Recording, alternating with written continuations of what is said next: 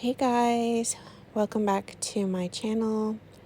Today I wanted to talk about the case of Gretchen Harrington, who was an 8-year-old that disappeared on August 15th, 1975, when she was going to Vacation Bible School in the summer.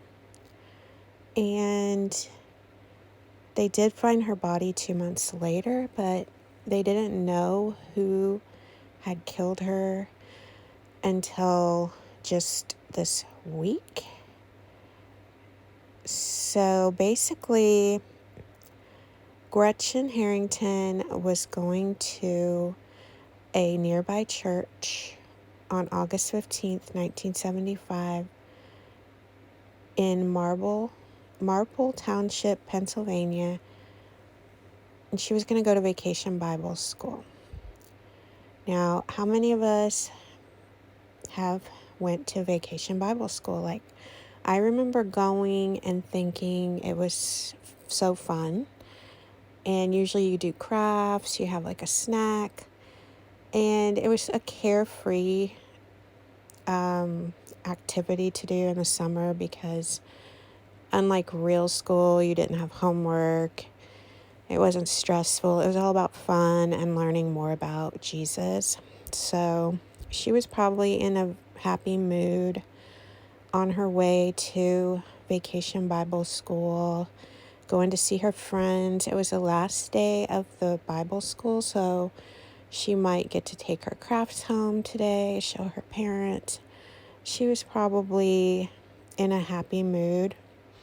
They said she had her hair in braids, and she had a little blue and white outfit on, and she was just 8 years old.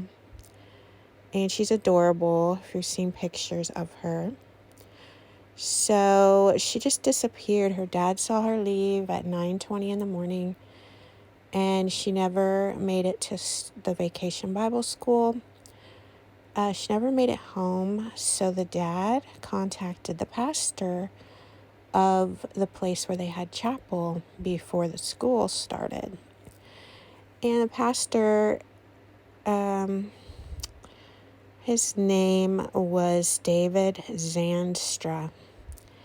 And he said he hadn't seen her, and he would ask the teachers, the Vacation Bible School teachers, if they had seen her, and they said no. So the police were contacted, there was a search, and David Zandstra, the pastor of the Vacation Bible School church,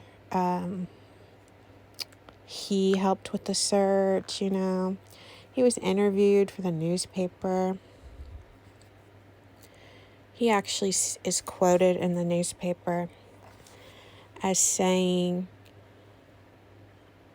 Gretchen's mother just returned from the hospital after giving birth to her fourth daughter, Jessica, and she has two other girls who are Zoe, who's 12, and Anne, who's 11. So this pastor of the Vacation Bible School church, in the article about Gretchen missing, he gives the extra information that Gretchen had two sisters and her mother had just given birth to another one. Like, he's really keeping track of this family and all the little girls in it, He must have a fascination with little girls, as we will find out. So years go by. We don't know who the murderer is until January of this year. Police interviewed a woman who was best friends with Pastor David Zandstra's daughter. She would often sleep over at the family's home. She told investigators that during a sleepover when she was 10, she woke up to Zandstra groping her groin area. She told Zandstra's daughter, who is her best friend, and she just said that her father sometimes did that. So she also remembered that a girl in her class was nearly kidnapped twice. And at the time, she wrote in the diary that she thought Zandstra was probably the likely kidnapper. So thankfully, this woman, even though it's been, almost 50 years, 48 years, she finally told the police what she suspected and about being abused at the hands of David Zandstra. And that kind of made them look at him differently and more like maybe he's a suspect. So they interviewed Zandstra, who now lives in Marietta, Georgia. And he denied knowing what happened to Harrington. But later on, he did admit to offering her a ride. He told her to take off her clothes, and she refused. So he punched her in the head, causing her to bleed. He left her body in the woods, and he fled the scene. So he was interviewed back in 1975, but he denied seeing her. And, he's a pastor, so they were probably like, okay, he didn't see her. So basically, he's in jail now, thankfully. He's 83. And so he admitted to it. And when I first saw this article, I thought, oh, he admitted, his conscience is bothering him.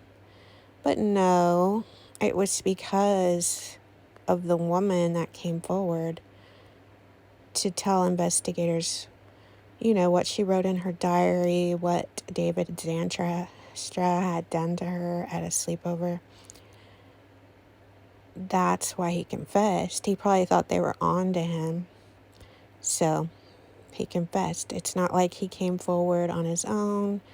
So let's not all think that he's doing anything good. I mean, I'm glad he admitted to it. But like I said, he would have never admitted to it had he not been questioned again. So I think these are some of the reasons why it's important for victims of molestations and stuff to come forward, because look at what he did next. He killed someone. And I know it's hard for people to come forward, so I'm not blaming anybody for not coming forward sooner, but you really are a hero when you come forward. And this woman even coming forward 48 years later is a hero. But I just wanted to tell you about this case because I had never heard of it. Even though I've heard of so many missing persons cases, I never heard of this one. So rest in peace to Gretchen Harrington, and I'll see you guys in the next one.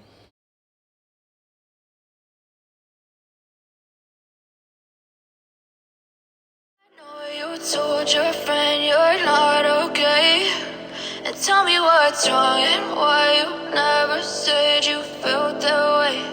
And guess you're trying to stay strong and fake a smile until I look away. But I've known you too long, it hurts to watch your blue eyes fade to gray as you fade away,